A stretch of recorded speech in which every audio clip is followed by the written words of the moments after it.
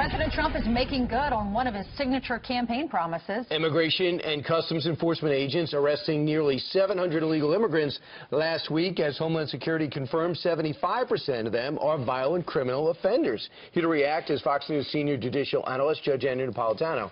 Judge, a lot of people outraged by this, but this is business as usual over the last 9 years. Well, this is what Donald Trump said that he was going to do.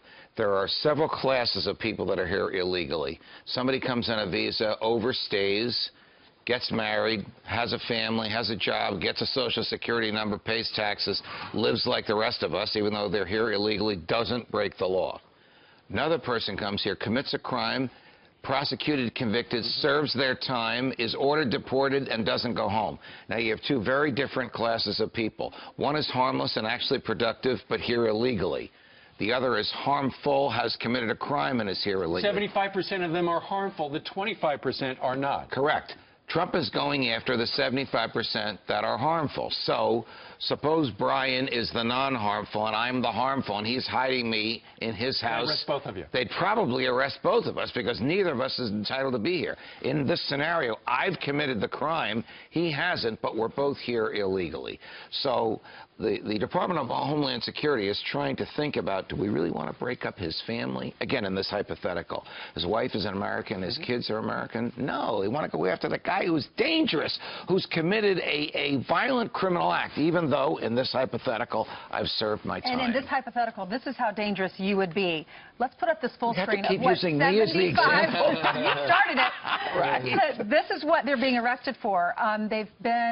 They were convicted of homicide, aggravated sexual abuse, sexual assault of a minor, lewd and lascivious acts with a minor, drug trafficking, assault and battery, driving under the influence, weapons charges, and drug trafficking. All right, now I'm going to give you some bad news, and that is if the person has not yet been ordered deported, they're entitled to a trial on deportation and an appeal. The government has its own lawyers. The government pays for their lawyers. Cost of the lawyers to prosecute, trial and appeal. Cost of the lawyers to defend, trial and appeal. Cost of the system, trial and appeal. $250,000 per deportation. Wow. Kidding me? You can't just ship them out. No. All on the taxpayer's dime. The taxpayers pay for everything. Did Donald Trump change that with executive order? I don't think he can change that. The Supreme Court has ordered that, has ruled that they're entitled to lawyers, and the Supreme Court has ruled that if they can't afford the lawyers, the government has to pay for it. See, the difference in administration is all going to be what happens next. For the most part, a lot of these guys were scooped up, and these family people were scooped up, and they were given a ticket. You come back and appear, and they never show up again, right? Right. So now the follow-through is going to be key. Well, you don't keep getting the deportation trials. You get one trial and one appeal. So if you're ordered deported, and then you just disappear among the populace, and then they find you, you're gone. You don't get a second trial. But it's that first trial and appeal that costs us collectively $250,000. You know, it's interesting, too. All of our areas are represented, too, because 190 were arrested in Georgia and North and South Carolina, hundreds from 6 Midwestern states. Nobody from New Jersey? From LA. 41 arrested from New York. You're a New Yorker now. You live here.